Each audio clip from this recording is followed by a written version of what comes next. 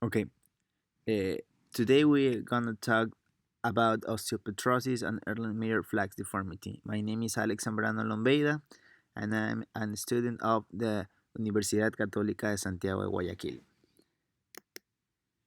Okay, first, the definition. Osteopetrosis is a clinical syndrome characterized by the failure of osteoclasts to resorb bone. As a consequence, bone molding and remodeling are impaired.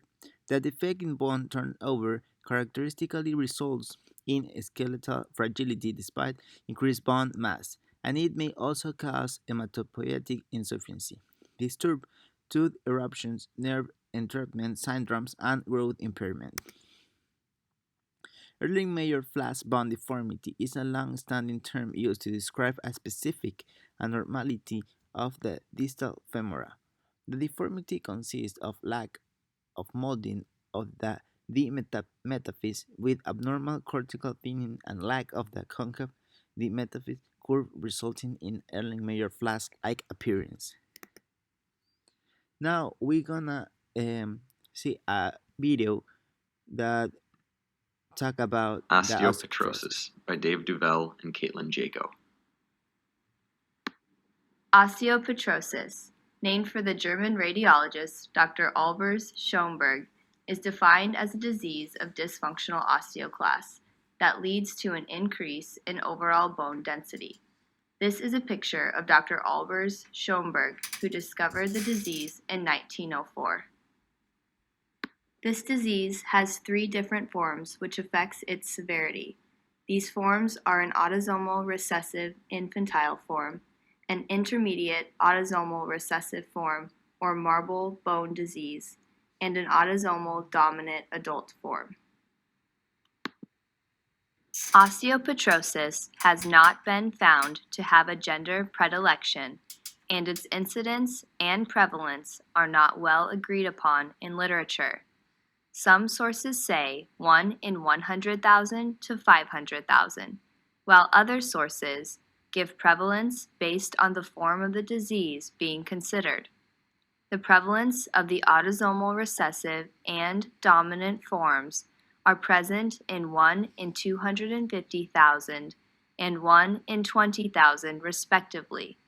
The age of presentation also depends on the form being considered, with the autosomal recessive form presenting during infancy, the intermediate form during childhood, most often in the first decade, and the autosomal dominant form between ages 20 and 30.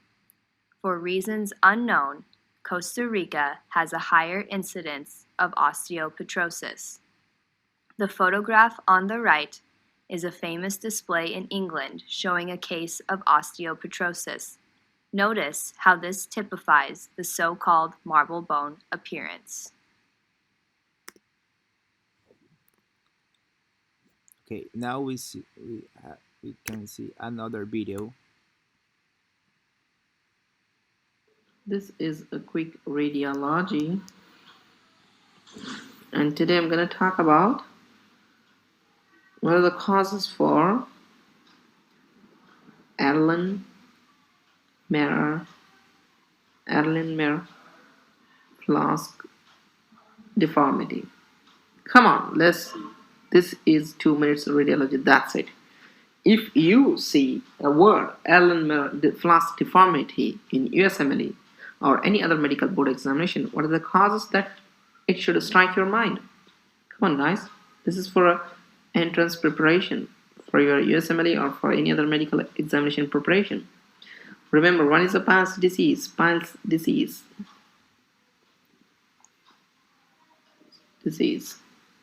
Nothing but metaphyseal dysplasia, that's known as metaphyseal dysplasia. Okay, thalassemia, very important, very important. Thalassemia, Erlenmeyer-Flask deformity seen in thalassemia. Osteopetrosis, then we have what you call Gaucher's disease. Okay guys, So what are the causes for Erlenmeyer-Flask deformity? Pell's disease, that is a metaplasia dysplasia, okay, metaphyseal dysplasia. Thalassemia, really very important, and the osteopetrosis and Gaucher's disease. Okay guys, these are the important causes. There might be plenty of causes for that, but for USMLE, try to remember these things. Okay guys, thank you so much for watching this video. Take care.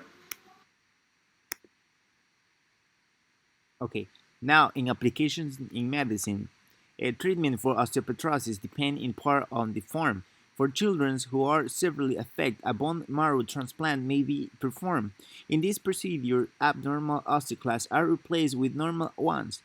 This can completely stop bone and bone marrow abnormalities. Treatment with cyclophosphamide and monthly intravenous biphosphonate therapy seems to improve life quality of Erlenmeyer-Flask. Biphosphonate therapy was discontinued after 18 months because of concern about osteopetrosis and return radiographic image. It is recommended that patients avoid contact sport and continue annual follow-ups.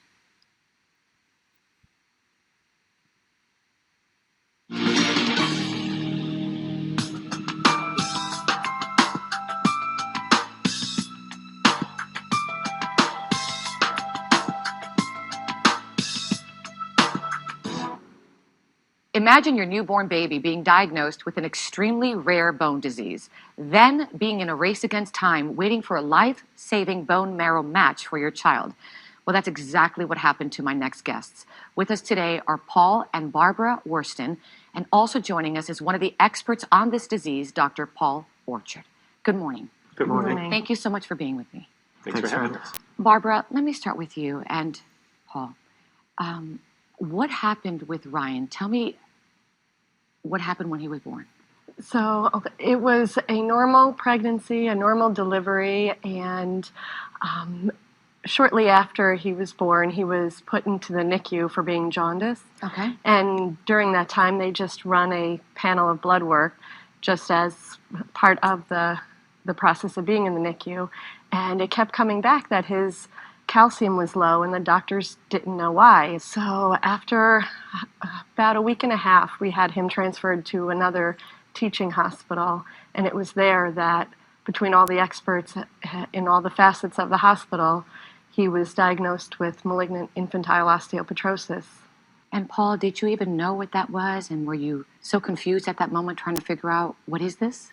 By that point, the information we had been given was pray that it's not malignant infantile osteopetrosis. So we knew that the diagnosis was not a good one. We knew that there were two courses of action. They basically told us you could take Ryan home and live through the inevitable, or you could put him through a bone marrow transplant. And let's talk about that bone marrow transplant, because I know it wasn't easy. He was a fighter, and he went through the bone marrow transplant, and he spent a month in the ICU at Boston Children's Hospital fighting for his life every day. And we were told many times that this is it. And then he'd fight, and he'd come around again, and he was known as the miracle baby in the hospital. Did he ever get out of the hospital, Paul? Ultimately, yes, we had the second best Christmas gift ever when we were able to take him home on Christmas Eve.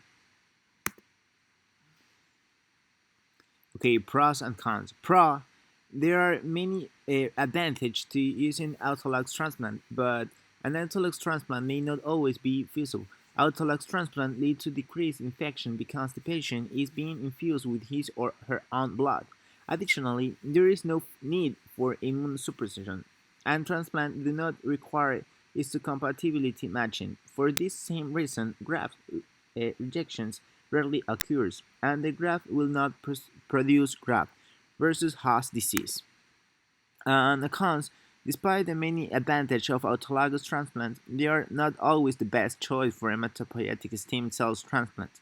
For instance, malignant cells may contaminate autologous stem cells products. It happens less frequently in peripheral blood as compared to bone marrow, but any remaining clonogenic tumor cells can contribute to relapse. Therefore, autologous transplant cannot be used for genetic or acquired disease in which the hematopoietic cells are injured or defective.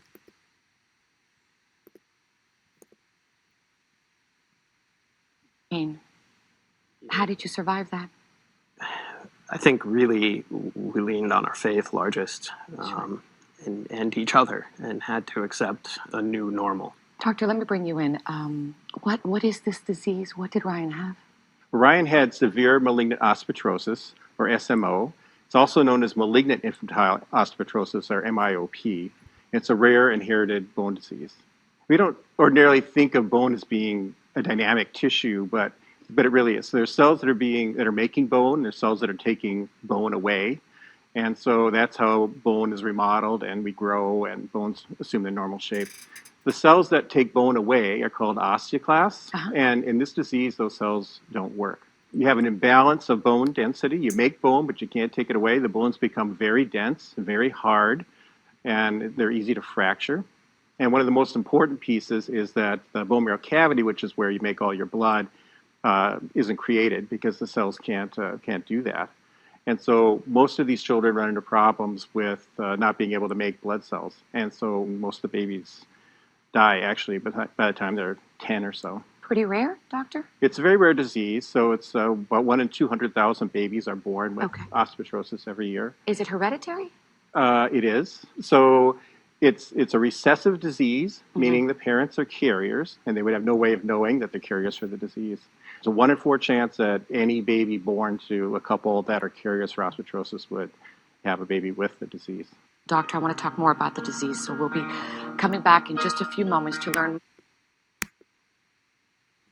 Okay, issue apply in Ecuador. According to epidemiological research on osteopetrosis in Ecuador, 1 out of every 2,000 adults may have this disease. However, it is much rarer in children and may be more lethal. Approximately 100 to 50,000 children worldwide may have it. In adults, we're talking about a mild case of osteopetrosis and may affect adults between the age of 20 to 40 and rarely the decreased life expectancy. Well, Olga, the definitive therapy is still bone marrow transplantation. However, there is a drug that's FDA approved to delay the time to disease progression in patients with severe malignant osteopetrosis. It's called interferon gamma 1b, or Actimmune. So it may be that the use of interferon in association with bone marrow transplant is going to make therapy more effective. It really hasn't been studied at this point. It's something we're very interested in doing. What about side effects? Well, the patients that are older and can describe what they're experiencing describe flu-like symptoms. So sometimes there's fevers, muscle aches, those types of things. Patients that have neurologic problems, cardiac problems, may have difficulties with the drug as well. And in the babies, we follow liver function tests to make sure that there aren't any issues there. Barbara, I want to bring you back in. I know he fought so hard, and I know you continue to remember him every day through a wonderful foundation that you started. Can you talk to us about that and share maybe how that has helped you get through this? We've started the Ryan Worston MIOP Foundation in Ryan's memory, and it is a way for us to fight to keep his memory alive. We have partnered with Dr. Orchard, as well as helping some families who need some financial assistance. Okay, in conclusion, these conditions vary greatly in their presentation and severity, ranging from neonatal onset with life-threatening complications such as bone marrow failure to the incidental finding of osteopetrosis on radiographs. The severe infantile forms of osteopetrosis are associated with diminished life expectancy, with most untreated children dying in the first decade as a complication of bone marrow suppression. Okay, thank you for